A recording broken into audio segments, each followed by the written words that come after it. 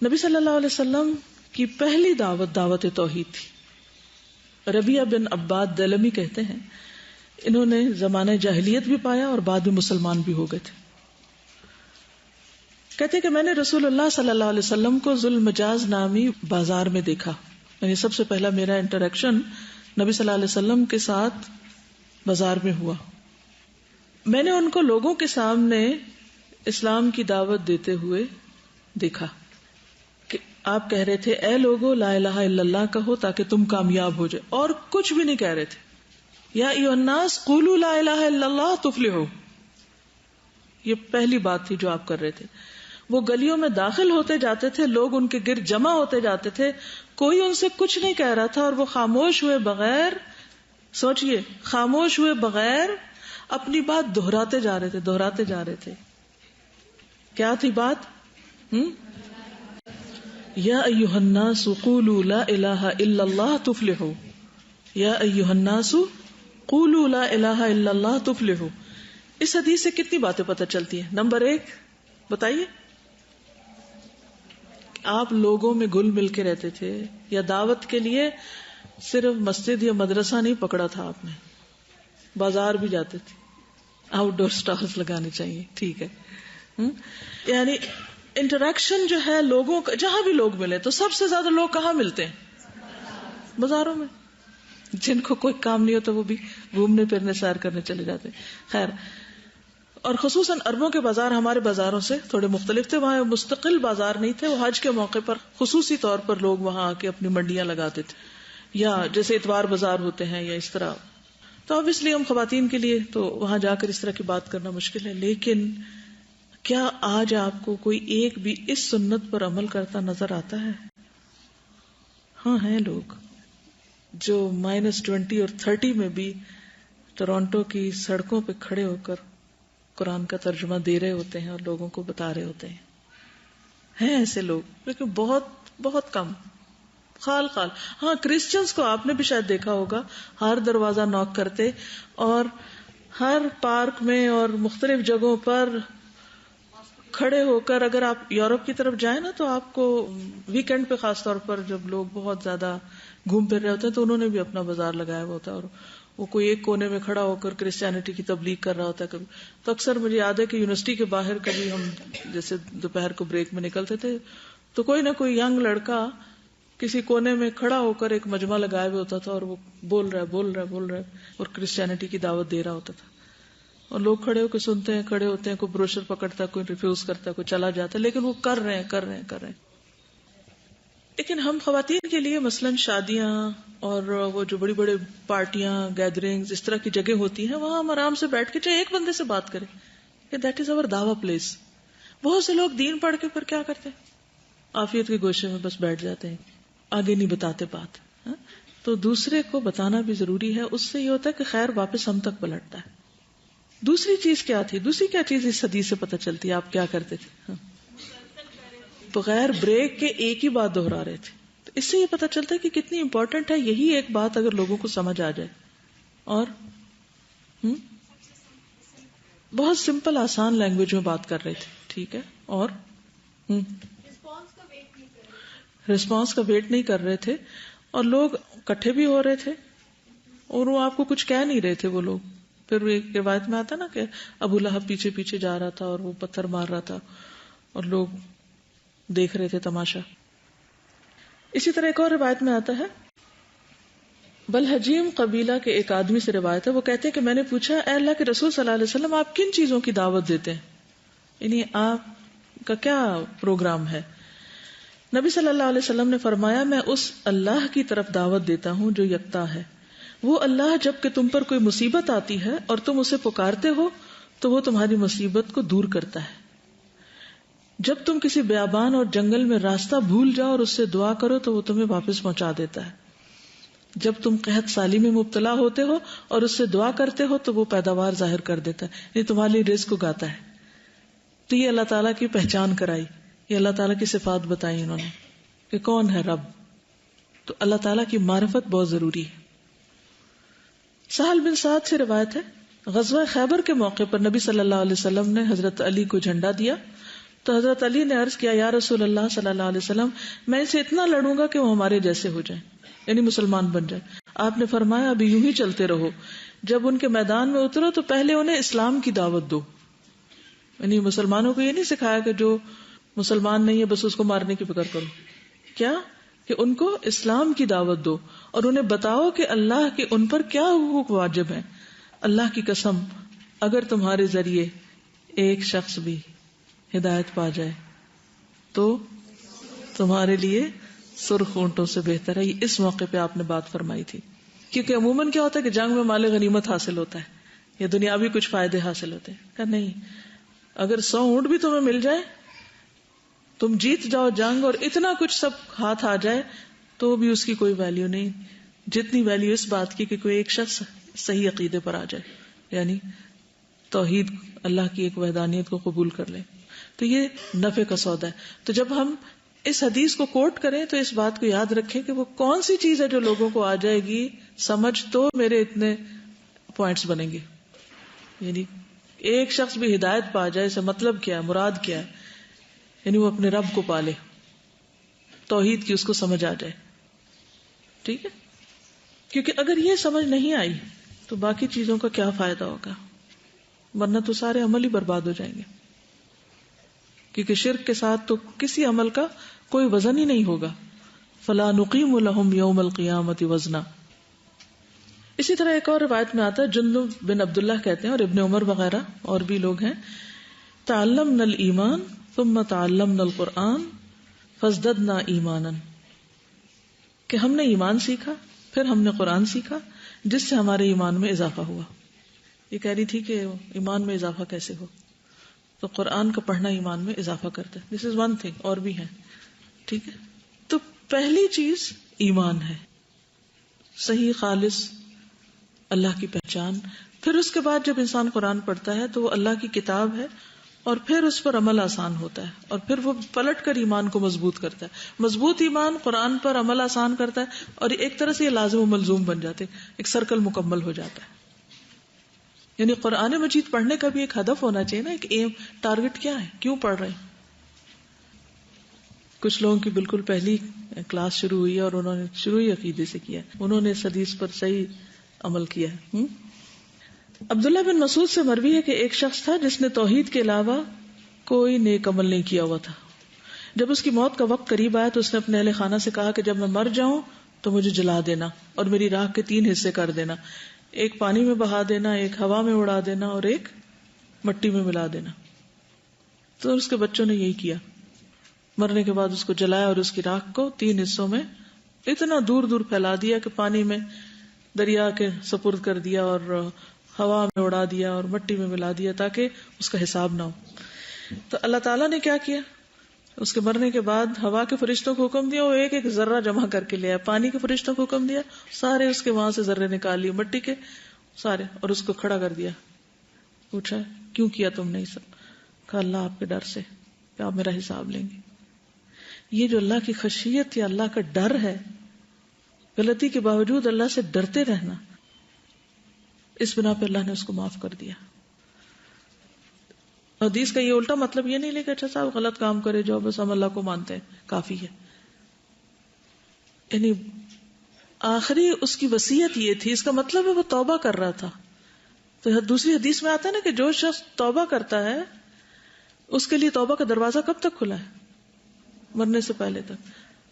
تو ہمیں نہیں معلوم کہ کس وقت موت آ جائے، توبہ کی بھی توفیق ہو یا نہ، وصیت بھی کر سکیں یا نہ. وہ جو سورۃ یاسین میں آتا نا کہ فلا یستطیعون توصیۃ ولا الی اہلہم یرجعون. جی، تو اس سے کیا پتہ چلتا ہے کہ اللہ تعالی کا ڈر جو ہے یہ اس عقیدے کی بنیاد ہے. اس کا وہ پہچان تھی نا اس کو رب کی، اور اس بات کی کہ وہ حساب لے گا. برا بن عازب کہتے ہیں کہ نبی صلی اللہ علیہ وسلم کی خدمت میں ایک شخص زرہ پہنے ہوئے حاضر ہوا اور عرض کیا یا رسول اللہ صلی اللہ علیہ وسلم میں پہلے جنگ میں شریک ہو جاؤں یا پہلے اسلام لاؤں؟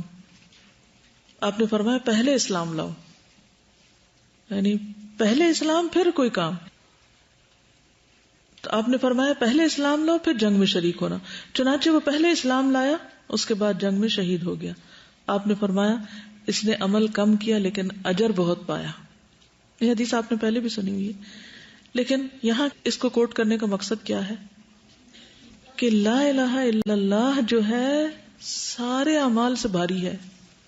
اگر ایک لا الہ الا اللہ نہیں تو سارے اعمال بیکار ہیں، اور اگر باقی اعمال تھوڑے بہت بھی ہیں مگر یہ صحیح ہے تو پلہ جھک جائے گا. اگر ایمان درست ہو گیا تو عمل بھی درست ہونے لگ جائے گا. پھر یعنی اگر عمل میں کمی بیشی ہو بھی لیکن اگر ایمان درست ہے تو وہ غالب آ جائے گا نا، عمل کی کمی بھی دور کر دے گا. لیکن اگر ایمان ہی کمزور ہے تو عمل اور زیادہ کمزور ہوتا چلا جائے گا. تو اسلام کے جیسے میں نے عرض کیا نا 2 حصے ہیں، ایک اعتقادی اور ایک عملی. تو دونوں ضروری ہیں، ان میں سے یہ نہیں کہا، بلکہ اگر آپ آگے جا کے دیکھیں گے کہ جو عملی حصہ ہے وہ ایک طرح سے فروعات ہے نا، جیسے درخت سے ہی مثال لیجئے، جو جڑیں ہوتی ہیں کیا ان کا اثر شاخوں تک جاتا ہے یا نہیں؟ اگر بعض مخصوص جڑیں آپ کاٹ دیں تو کیا ہوتا ہے، اوپر سے درخت کا وہ حصہ سوکھ جاتا ہے. تو وہ ایک دوسرے سے انٹر ریلیٹڈ بھی ہیں. لیکن بعض اوقات اگر شاخ توڑ دی جائے تو بھی درخت سروائیو کر جاتا ہے، لیکن اگر جڑ کاٹ دی جائے یا جڑ کو ہوا لگ جائے تو درخت سوکھ جاتا ہے. اب سمجھ آ گئی؟ ہے دونوں ہی اپنے اپنی جگہ ضروری. اب یہ ہے کہ اگر عقیدہ ہو ہی نہ تو پھر کیا نقصان ہے. اس سلسلے میں صحیح مسلم کی حدیث ہے، حضرت عائشہ فرماتی ہیں میں نے عرض کیا اے اللہ کے رسول صلی اللہ علیہ وسلم، ابن جدعان زمانے جاہلیت میں یعنی حالت کفر میں صلہ رحمی کرتا تھا، مسکینوں کو کھانا کھلاتا، اس کو کتنا فائدہ ہوگا؟ آپ نے فرمایا یہ کام اسے کوئی فائدہ نہ دیں گے، کیونکہ اس نے کبھی یہ نہیں کہا تھا کہ اے میرے رب قیامت کے دن میرے گناہوں کو معاف کر دینا. یعنی دور جاہلیت اس نے بڑے بڑے خدمت خلق اور نیکی کے کام کیے ہوئے تھے، لیکن لا الہ الا اللہ نہیں کہا تھا، اس لیے سب کام برباد، ان کا کوئی اجر نہیں. ابن عمر سے مروی ہے کہ عاص بن وائل نے زمانہ جاہلیت میں 100 اونٹ قربان کرنے کی منت مانی تھی. یہ دین ابراہیمی پر تھے نا، تو یہ سارے کانسیپٹ جو اسلام میں ہیں یہ ان کے ہاں پائے جاتے تھے. نبی صلی اللہ علیہ وسلم نے آ کے عقیدے کی اصلاح کی تھی، ورنہ حج بھی ہو رہا تھا، نماز بھی ٹھیک ہے، اس میں شکلیں بدل گئی تھی، کئی خرابیاں بدعات شامل ہو گئی تھی، لیکن بیسک کانسیپٹ موجود، صلہ رحمی موجود تھی، اسی طرح قربانی اور منت ماننا، مہمان نوازی، اخلاقی خوبیاں، بہت ساری چیزیں تھی. تو عاص بن وائل نے کیا کیا؟ نظر مانی 100 اونٹ قربان کرنے کی. تو اس کے ایک بیٹے ہشام بن عاص نے اپنے حصے کے 50 اونٹ قربان کر دیے. دوسرے بیٹے نے اس کے متعلق نبی صلی اللہ علیہ وسلم سے پوچھا کہ میرے باپ نے نظر مانی تھی، اب وہ فوت ہو گیا، تو اولاد کو پوری کرنی ہوتی ہے نا وہ نظر. تو آپ صلی اللہ علیہ وسلم نے فرمایا اگر تمہارے باپ نے توحید کا اقرار کر لیا ہوتا، لا الہ الا اللہ پڑھی ہوتی، تو تم اس کی طرف سے جو بھی روزہ اور صدقہ کرتے اس سے ان کا نفع ہوتا.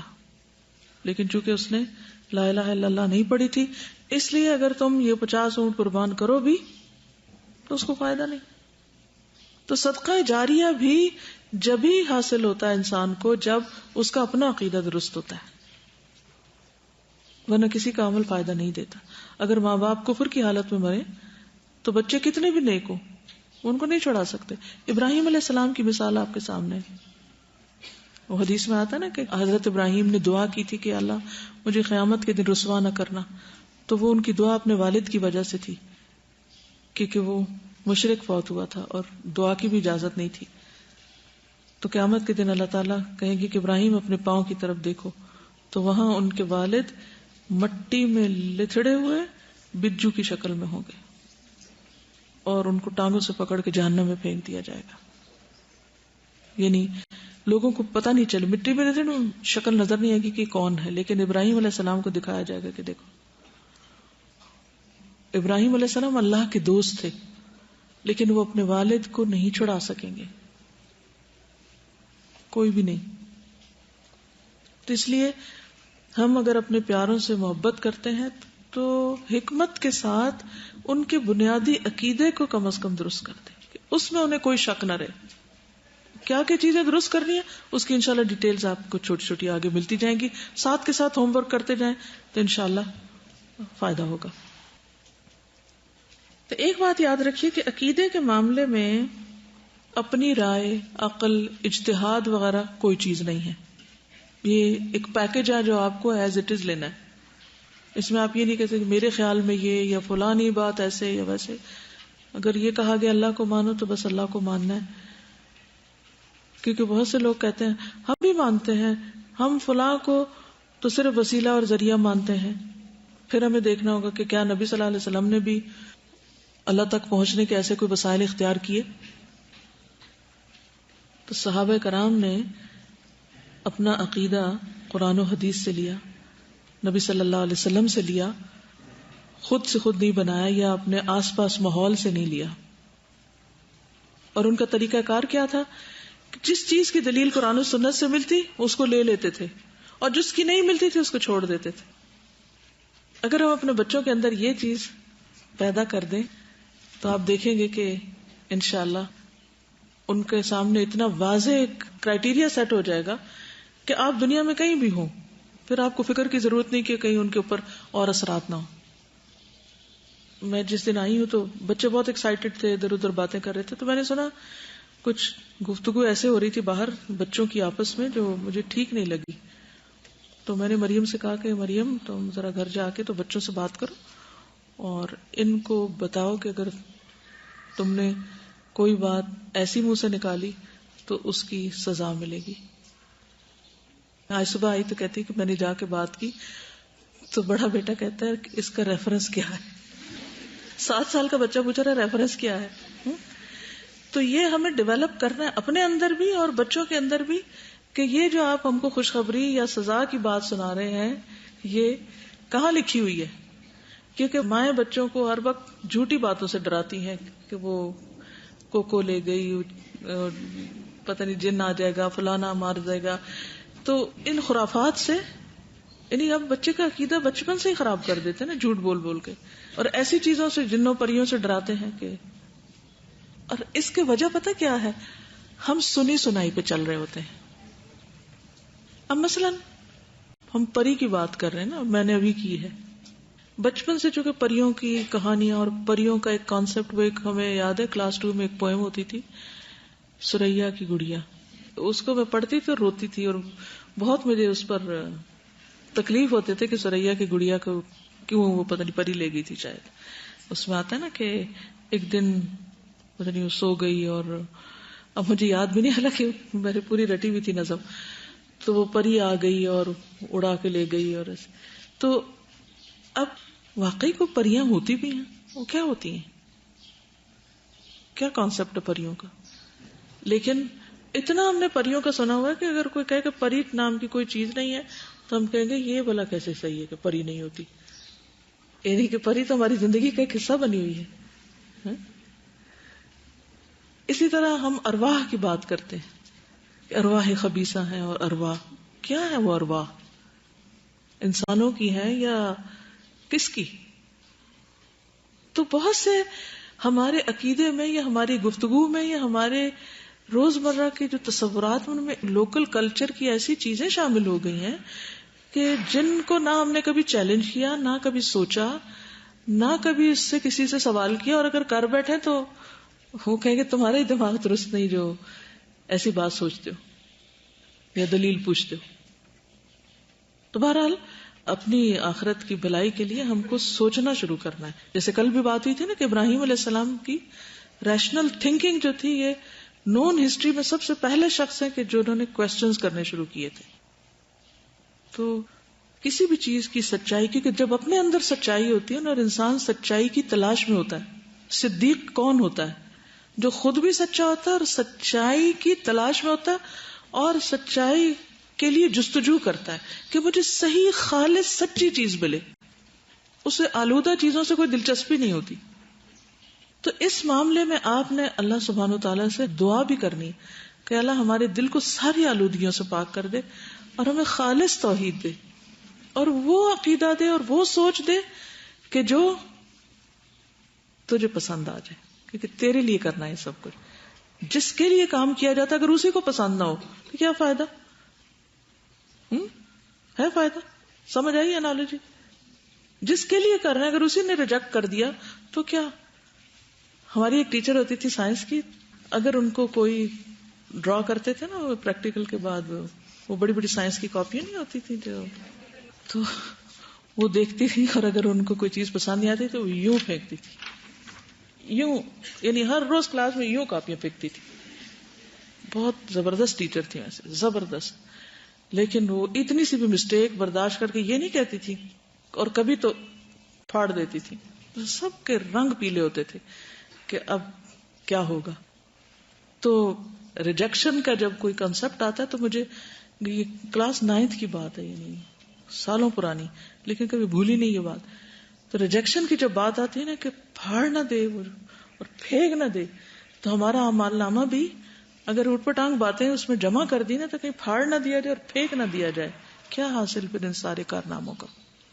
تو اس لیے کوشش بھی کرنی ہے اور حق کو پانا بھی ہے، اور اس چیز کی دعا کرنے کے علاوہ وہ جو چھوٹے موٹے ذرے ادھر ادھر چپکے ہوئے نا جن کا ہمیں خود بھی نہیں پتا، ان سب کو بھی نکال کے بالکل کرسٹل کلیئر ہمارا دل کر دے کہ جس میں واقعی اللہ کے سوا کچھ نہ ہو. ایک اور چیز یہ ہے کہ جو اتحاد ہے نا مسلمانوں کا، وہ بھی توحید سے ہی آتا ہے. جو مسلمانوں کے اندر بہت زیادہ فرقہ واریت ہے اور بہت اختلافات ہیں، چاہے چھوٹے لیول پہ ہوں چاہے بڑے لیول پر ہوں، اس کی بھی بنیادی وجہ یہی ہے کہ اللہ کے لیے کام نہیں ہوتے یا اللہ کی پہچان نہیں ہوتی، تو پھر ٹالرنس نہیں رہتی. جب انسان اللہ کے لیے کچھ کرتا ہے تو اس کا دل بہت بڑا ہو جاتا ہے، برداشت بہت آ جاتی ہے، کیونکہ اس کو پتا ہوتا ہے کہ ہر تکلیف، ہر ناگوار صورت میں اللہ تعالیٰ جزا دینے والا ہے. وَلِرَبِّكَ فَاصْبِرْ. اور ایک اور بات یہ ہے کہ نبی صلی اللہ علیہ وسلم نے جو کرائیٹیریا ہمیں دیا ہے نجات کا، وہ بھی یہی ہے کہ ہم قرآن و سنت ہی کو، یا جس کو کہتے ہیں نا کہ فرقہ ناجیہ، یعنی وہ فرقہ یا وہ گروپ یا وہ جماعت جو آخر کار نجات پائے گی، اس کے لیے جو معیار بتایا ہے اس کو جاننا اور اس کو پانا بھی ضروری ہے. اور وہ کیا ہے؟ قال رسول اللہ صلی اللہ علیہ وسلم تفترق هذه الامة على 73 فرقة كلهم في النار الا واحدة. قالوا وما هي تلك الفرقة؟ قال ما انا عليه اليوم واصحابي. رسول اللہ صلی اللہ علیہ وسلم نے فرمایا یہ امت 73 فرقوں میں بٹے گی. پہلے آپ نے ایک اور جگہ پر ایک اور روایت میں آتا ہے کہ یہود 71 فرقوں میں بٹے اور نصارہ 72 میں، اور یہ امت 73 میں بٹے گی. وہ آگ میں جائیں گے سوائے ایک کے. صحابہ نے پوچھا وہ ایک فرقہ کون ہوگا؟ آپ صلی اللہ علیہ وسلم نے فرمایا جس پر آج میں اور میرے صحابہ ہیں، یعنی جو دین یا طریقہ میرا اور میرے ساتھیوں کا ہے، یہ ہے اصل ہدایت کا معیار. جیسے قرآن مجید میں بھی آتا ہے فَإِنْ آمَنُوا بِمِثْلِ مَا آمَنْتُمْ بِهِ فَقَدْ اهْتَدَوْا. اگر لوگ ایسا ایمان لائیں کس پر؟ آمن باللہ وملائکتہ کتبہ ورسلہ، جیسے اللہ کے رسول صلی اللہ علیہ وسلم کا تھا اور آپ کے ساتھیوں کا تھا، تو وہ قابل قبول ہے. باقی جتنے فرقے بعد میں بنے، اور تاریخ میں آپ بہت سے کے نام پڑھیں گے، کہتے اپنے آپ کو سب مسلمان تھے، لیکن وہ چیزیں نہ قرآن میں ملتی ہیں نہ سنت میں ملتی ہیں، لوگوں نے خود ساختہ گھڑ لی. مثلا کون کیا کہتا ہے، انشاءاللہ تھوڑا سا حصہ میں اس کا بھی ڈالوں گی آگے جا کے، اللہ نے اگر توفیق دی، کیونکہ لیٹلی میں نے یہ کتاب پڑھائی ہے العقیدہ واسطیہ کی، تو اس میں اس کی ڈیٹیل موجود ہے کہ کہاں کہاں سے بگاڑ آیا، کون کون سی چیزیں اصل میں داخل ہوئی، دخیل ان کو کہاں سے داخل ہوئی، کہاں سے وہ چیزیں بیچ میں گھس گئی جنہوں نے فساد کر دیا. بعض اوقات بالکل پیور خالص صاف ستھری چیز ہوتی ہے، اگر تھوڑی سی بھی کوئی ایسی چیز داخل ہو جائے جو اس کے بیسک جو اس کا سٹرکچر ہے اسی کو بدل دے، تو پھر وہ مثلا پانی ہے تو پانی 2 گیسز سے بنا ہے نا، تو اگر اس کے اندر ایسی چیز ڈالی جائے جس سے یہ دونوں سپلٹ ہو جائے تو رہیں گے تو اسی کے اجزاء، لیکن وہ پانی تو نہیں کہلائے گا نا. تو اس نے اس کو بگاڑ دیا، الگ کر دیا. وہ کیا عمل ہوتا ہے کہ واپس پلٹ جاتی ہیں دونوں گیس. ریورسیبل ریئیکشن، 2 طرح کے ریئیکشن ہوتے ہیں نا، ایک ریورسیبل ہوتا ہے ایک ریورسیبل ہوتا ہے. تو کوئی ایسا کام جس سے اصل میں بگاڑ آ جائے تو پھر باقی سب چیزیں بیکار ہو جاتی ہیں. تو اصل میں نہیں بگاڑ آنا چاہیے. ابھی آپ دیکھیں کہ جیسے ہم بظاہر کہتے ہیں کہ دودھ بڑا خالص ہے، اچھا ہے، آپ کو معلوم ہے کہ ہوموجنائز کیسے کرتے ہیں دودھ کو پیک کرنے سے پہلے پروسیس کیا جاتا ہے. اس میں دودھ کو بہت ہی ہائی ٹیمپریچر پر گرم کرتے ہیں اور پھر تیزی سے ٹھنڈا کرتے ہیں. اس کا مقصد یہ ہوتا ہے کہ دودھ کے اندر موجود بیکٹیریا ختم ہو جائے، مگر اس طرح وہ انزائمز بھی ختم ہو جاتے ہیں جو دودھ کو ہضم کرنے میں مدد دیتے ہیں. تو اس سے کیا ہوتا ہے کہ وہ کئی دن تک لانگ لائف اس کی ہوتی ہے، پڑا رہتا ہے مارکیٹوں میں، خراب نہیں ہوتا. لیکن اس سے جو بیسک جو نیچر کا جو اسٹرکچر ہے اس کے اندر انٹرفیئرنس ہو گئی، لہذا وہ دودھ فائدہ مند ہے یا نقصان دہ ہے؟ اس سے انسانوں کی فطرت میں خرابیاں واقع ہو رہی ہیں. یعنی ایسی جتنی بھی فوڈ ہے، اب جو کینسر ہے وہ کیا ہے؟ بظاہر تو انسان ٹھیک ٹھاک لگتا ہے لیکن اندر کیا بگاڑ ہو چکا ہوتا ہے؟ سیل میں ڈسٹرکشن ہوتی ہے نا، بیسک اسٹرکچر خراب ہوتا ہے نا. تو دین کا بھی بیسک سیل جو ہے، اگر اس کے اندر کوئی بھی خرابی آ گئی تو وہ ملٹی پلائی ہو جائے گی اور سب بربادی کا باعث بن جائے گی. تو اس لیے اس معاملے میں بہت محتاط ہونے کی ضرورت ہے. اور پھر یہ ہے کہ اس سے انحراف جو ہے وہ بھی تباہ کن ہے. یعنی نہ صرف کہ اس کے اندر کوئی چیز گڑبڑ نہیں کرنی، بلکہ اس سے پھرنا جو ہے کہ کوئی بھی دین نہ ہو. کچھ لوگوں نے اب یہ بھی طریقہ اختیار کر لیا نا، ان کے نزدیک دین کی ضرورت ہی کوئی نہیں، تو یہ بھی درست نہیں. ان کا دین کیا بن چکا ہے؟ مادہ پرستی. مادہ پرستی کیا ہوتی ہے؟ مٹیریلزم. جو دیکھتے ہیں اس کو مانیں گے، جو سنتے ہیں یا جو چکھتے ہیں، جو سونگھتے ہیں، یہ مادہ پرستی ہوتی ہے نا، کہ بس وہی چیز ایگزسٹ کرتی ہے جو ہماری ریچ میں ہے، اور جو ہے نہیں وہ کچھ بھی نہیں. تو عقیدے کا تعلق تو ایمان بالغیب سے ہو گیا. تو اب سمجھ آ گئی کہ وحی الہی اس کا سورس ہے. قرآن مجید کے شروع میں ہی بتا دیا گیا کہ یہ کتاب صرف اس کو فائدہ دے گی یؤمنون بالغیب، جن کے اندر غیب پر ایمان ہوگا. اور پھر اس میں سارا بنیادی عقیدہ آ جاتا ہے، غیب پر ایمان کا جو حصہ ہے. ٹھیک ہے، تو آج کے لیے کل کے لیسن کو میں نے ریوائز کر دی، تھوڑا سا آپ کو مزید بنیاد پتہ چل جائے. ابھی تک جو لیسن ہو، اگر اس پر کوئی کمنٹ کرنا چاہے یا کوئی بات کہنا چاہے، موسٹ ویلکم. بسم اللہ الرحمن الرحیم. آج کے لیسن سے جو ایک لفظ میرے دماغ میں جیسے وہ ہوتا ہے نا کہ ایک بینر سے لگ جاتا ہے، وہ ہے اینالائز. مجھے یہ لگ رہا تھا کہ ہم لوگ جب یہ میں نے سنا نا کہ عقیدہ کی کلاس ہوگی، تو میں نے کہا کہ عقیدہ کی کلاس کی کیا ضرورت ہے. میرے ذہن میں فوراً یہ رسپانس آیا کہ عقیدہ تو ہمیں پتہ ہی ہے کہ کیا ہے، اب اس کے پر کتاب ہے اور اس پہ کلاس ہوگی. اور مجھے ابھی آج یہ سمجھ آ رہا تھا، آج دوسرا ہی دن ہے، کہ واقعی ہم اینالائز نہیں کرنے کی یعنی زحمت ہی نہیں کرتے کسی چیز کو. ہم وہ کپڑے کی طرح سے کپڑے ہم کہتے ہیں کہ بس پڑے ہوئے نا ٹرنک میں، تو پڑے ہی ہوں گے. کس حال میں پڑے ہوئے ہیں، وہ دمک تو نہیں لگ گئی، کیڑا تو نہیں لگ گیا، بو تو نہیں پڑ گئی. محنت لگتی ہے نا اس کام میں. اور دوسرا میں یہ سوچ رہی تھی کہ جیسے کل ریڈنگ ہوئی تھی نا، تو میں نے گھر جا کر میں اتنی حیران ہوئی. میں سارے راستے بھی جب واپسی پہ جا رہی تھی، میں نے کہا میں تو اوپر اس لیے آئی تھی پڑھنے کے لیے کہ میری غلطیاں نکلیں گی نا. تو مجھے پتہ ہی نہیں تھا کہ مجھے ریڈنگ کرنی آتی ہے. مجھے کیوں نہیں پتا تھا؟ کیونکہ کبھی کی ہی نہیں. کبھی کسی کے سامنے کریں، وہ بتائے گا تو پتہ چلے گا. پھر میں نے سوچنا شروع کیا کہ کیوں آتی ہے مجھے، کیا وجوہات ہیں. مطلب اتنا کچھ میں نے اینالائز کیا. میں ساری شام میرے دماغ میں مسلسل میں نے کہا میں نے کبھی اللہ کا شکر ادا کیا تھا ان چیزوں کا جو مجھے آج پتہ چلی صرف ایک کلاس سے، صرف ایک ایکسپیرینس سے. تو اینالائز کرنا یعنی کہ بہت زیادہ ضروری ہے. پھر ایک بات جو مجھے آج فیل ہو رہی تھی کہ شیطان اتنے سال عبادت کرتا رہا اللہ کی، فروعات جن کو کہتے ہیں، لیکن اس کی جڑ نہیں تھی نا. اس کا عقیدہ یہ تھا کہ اگر میں عبادت کر رہا ہوں تو پھر میرا حق ہے کہ میں جو چاہوں تو کروں اور جو چاہوں تو نہ کروں. اگر ایک میں سجدہ نہ بھی کروں تو کچھ نہیں ہوتا. اس کے عقیدے کا ہی بگاڑ تھا نا، اللہ کا ڈر نہیں تھا، اسے اللہ کا ڈر نہیں تھا. تو صرف عبادت کرنا بھی پھر فائدہ نہیں دے گا اگر اللہ کا ڈر ہی نہ ہوا.